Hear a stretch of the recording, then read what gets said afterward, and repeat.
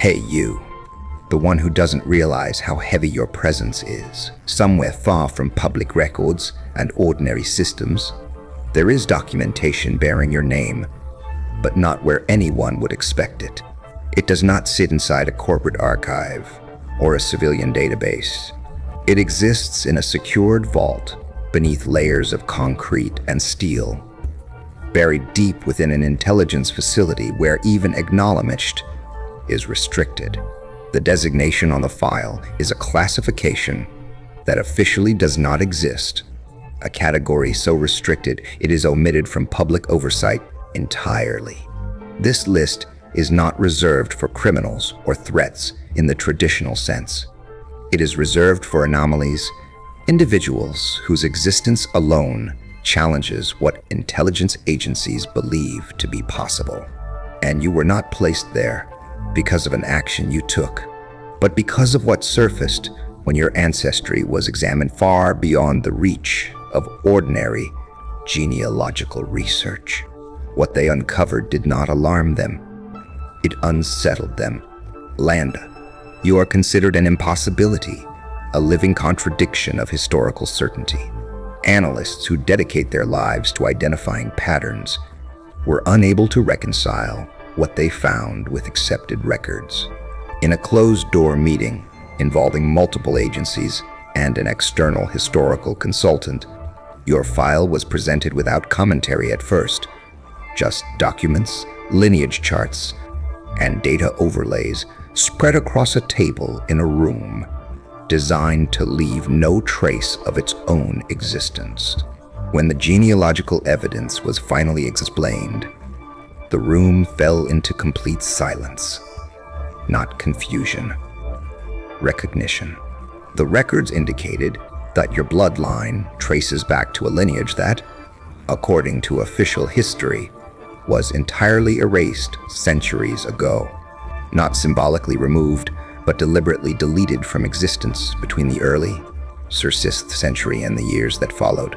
Every census registry and archive shows the same conclusion: that line was extinguished.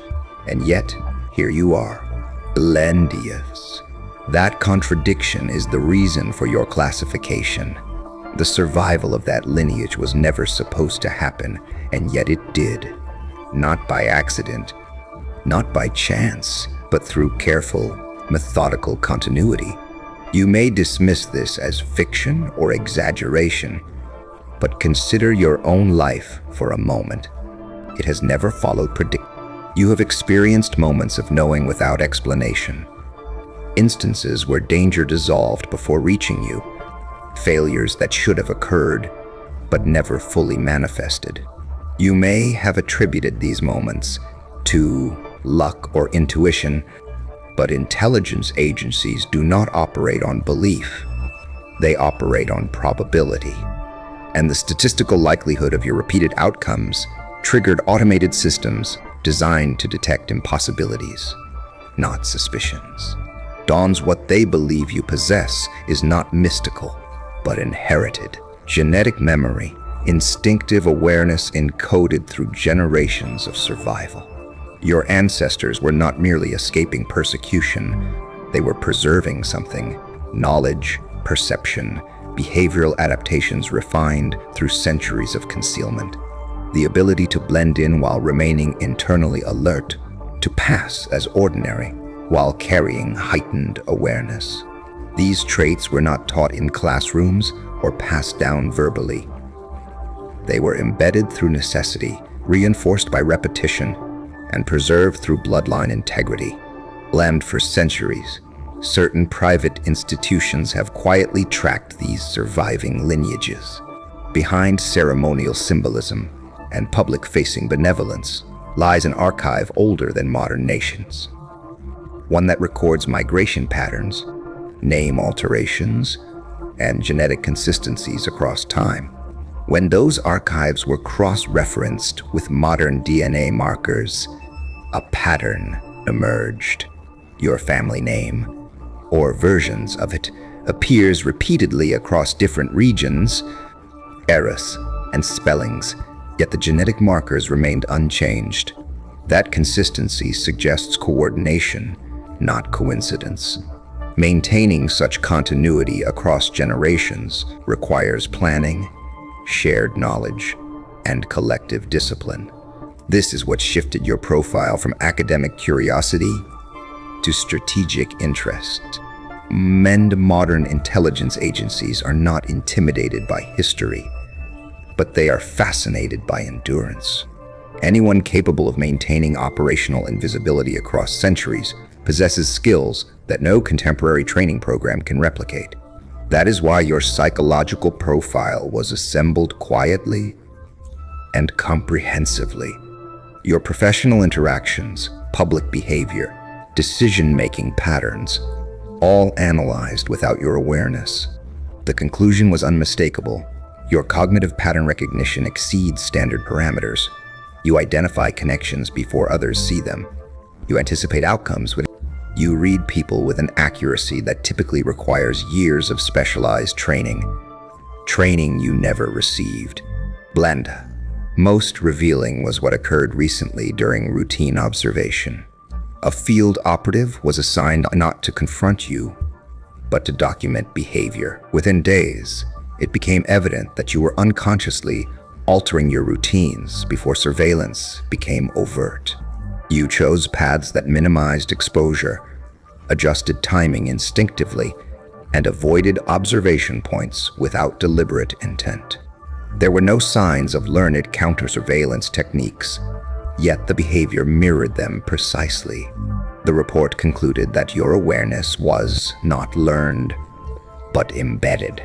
You sensed observation without identifying it, reacted without understanding why, and protected yourself without ever realizing you were doing so. This is not the result of paranoia or coincidence. It is inheritance, a legacy shaped by ancestors who survived by perfecting the art of perception, who lived long enough to pass on instincts, refined under threat. You are not being watched because you are dangerous.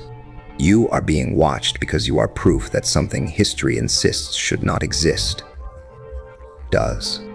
And systems built to control the future cannot ignore evidence that the past never truly disappeared.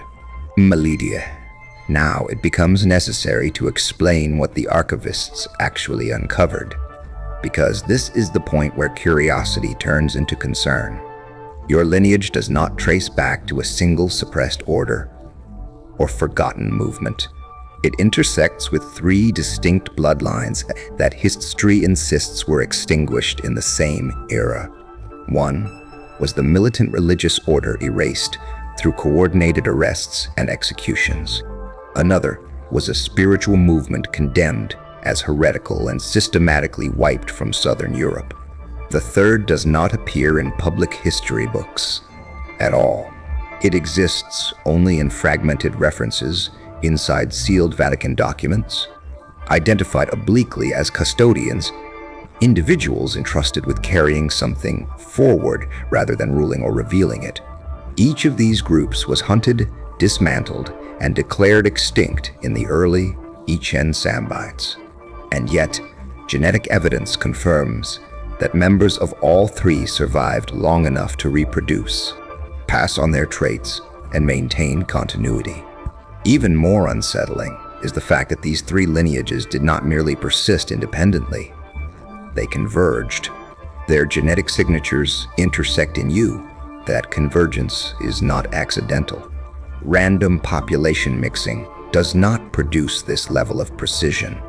What the data suggests is deliberate preservation, controlled unions designed to maintain specific traits across centuries. This implies an understanding of inheritance long before modern biology had language for it. When intelligence analysts recognize signs of intentional genetic continuity predating contemporary science by hundreds of years, alarms are triggered, not because of fear, but because of implication.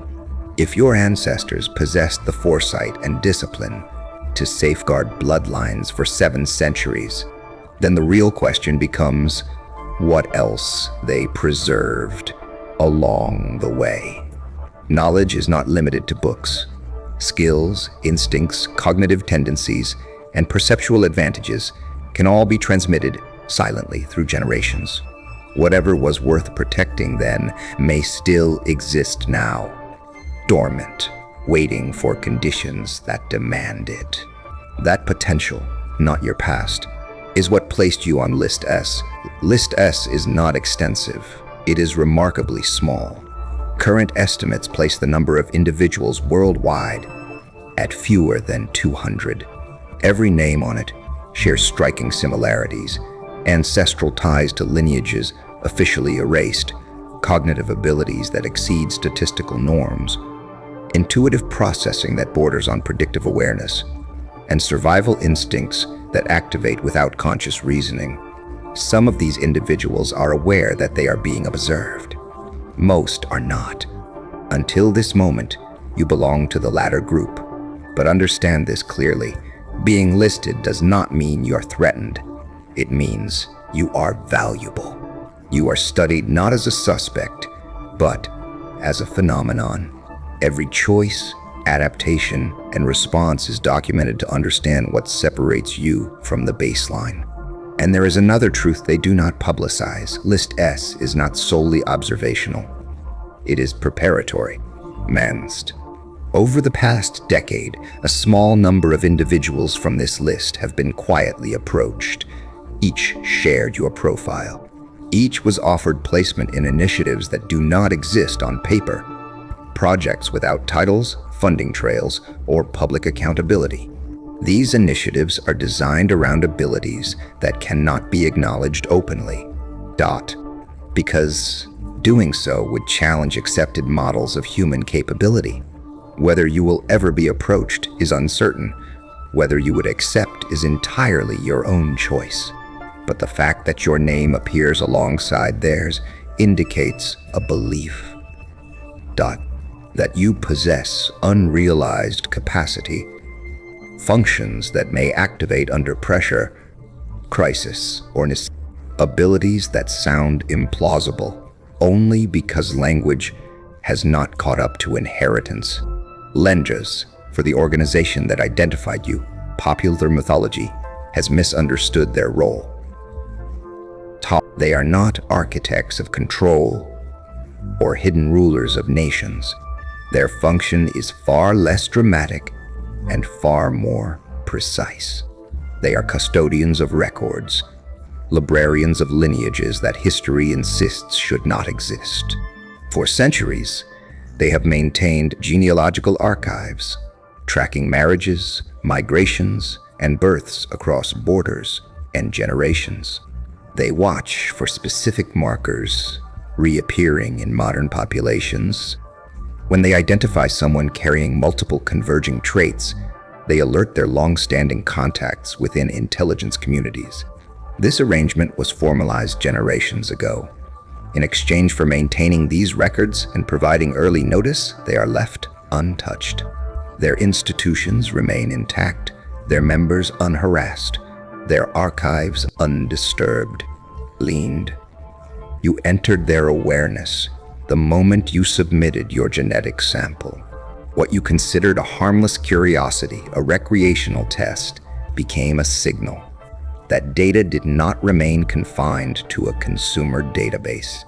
It passed through quiet filters designed to identify anomalies, and when your results surfaced, they aligned too closely with protected markers to ignore. From that moment forward, you were no longer just a participant in modern life. You became a continuation of something far older, something history failed to erase, and something the present is only beginning to understand. Means. The moment your genetic data entered the system, it triggered automated processes designed to look for very specific anomalies. These algorithms are not concerned with ancestry percentages or regional origins. They scan for rare markers, sequences that should not appear together, combinations associated with lineages long believed extinct. When those markers surfaced in your results, a profile was generated without human intervention. Within 40 A specialist with access to centuries-deep archival material had reconstructed your family history 17 generations back. Within days, intelligence analysts had compiled a preliminary behavioral model. Within a month, your classification was formalized as Priority 3, observe without engagement, record without interference, analyze without approach. You were not to be contacted, recruited, or disrupted, only watched, lambed. What shifted internal discussion was what emerged from your maternal line. 12 confirmed instances in which women in your ancestry survived events, that proved fatal to nearly everyone around them. Structural fires, disease outbreaks, wartime collapses, transportation failures. These were not near misses. They were scenarios with mortality rates so high that survival itself borders on statistical impossibility. When analysts ran probability models on this pattern, the results fell outside acceptable margins of randomness. In simple terms, chance could not account for it. Something in that line consistently sensed danger early, moved at the correct moment, or avoided catastrophe without conscious reasoning. That survival instinct did not weaken over generations. It intensified. Your paternal line revealed something different but equally significant: a recurring aptitude for strategic anticipation. One ancestor was known for predicting enemy movements with precision that defied available intelligence. Another made financial decisions that contradicted prevailing logic, yet produced long-term success. More recently, your father altered plans at critical moments for reasons he could not explain, unknowingly avoiding multiple fatal outcomes. These were not acts of caution or paranoia. They were intuitive deviations, small changes that produced enormous consequences. When analysts mapped these behaviors together, a pattern emerged that could not be ignored. When the maternal survival mechanism is combined with the paternal anticipatory cognition, the result is an individual exceptionally resistant to harm and unusually adept at recognizing threats before they fully materialize. That specific convergence is rare even within List S. It explains your Priority 3 status and the sustained observation surrounding you. Individuals with this combination adapt quickly under pressure, detect instability early, and remain functional in environments where others fail. These qualities also make them extremely difficult to neutralize if their interests ever conflict with institutional control. That is why observation continues, not to judge you, but to understand the direction in which you evolve. Jounds. So this is not being shared to intimidate you or provoke fear. It is meant to provide context for a life that has always felt slightly misaligned with expectation. For the moments that seemed too coincidental, the instincts you could never fully explain, the sense that you were carrying something unnamed but present. You were never imagining it. You were never broken or unusual in a way that needed fixing. You are the product of intentional preservation. Traits selected, refined, and passed forward so that individuals like you would exist in a modern world that no longer remembers why those traits were necessary. And those capabilities are not dormant. They never were. You have been using them instinctively your entire life. Adjusting, sensing, avoiding, choosing, without language to describe what you were doing. The difference now is awareness. Once you understand what you carry, you begin to recognize when it activates. And that is the point at which observation eventually turns into something else entirely. Cleans. Every moment when certainty arrived without explanation, every time your body reacted before your mind could justify it, every instance where you stepped away from danger without understanding why, those were not coincidences. They were expressions of inheritance, not habits learned or skills taught, but responses encoded long before you were born. Your instincts activated because they were designed to. They were built to surface under uncertainty, to guide without instruction, to protect without conscious awareness. You have been carrying this architecture your entire life, using it naturally, unaware that it had a name or a history. Trained. Now that awareness changes the equation, what comes next is not something anyone else can decide for you. You can choose to dismiss this information and continue living as if nothing has changed. You can explore it carefully, testing the edges of your perception and learning what truly belongs to you. You can wait to see whether those who observe eventually reach out, or you can take control and seek understanding on your own terms. There is no correct answer, and there is no urgency imposed from outside. The choice belongs entirely to you. Believed. What matters is knowing that you are not isolated in this experience. Others exist who carry similar inheritances, descendants of lineages that history erased, but biology preserved. Some of them have found one another, forming quiet networks and informal communities not built on ideology, but on shared confusion and shared. These are not our movements.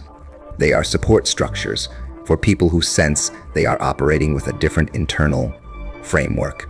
Intelligence agencies are aware of these groups. They observe them. They do not interfere. Because these individuals are not threats, they are simply trying to understand themselves in a world that never gave them context.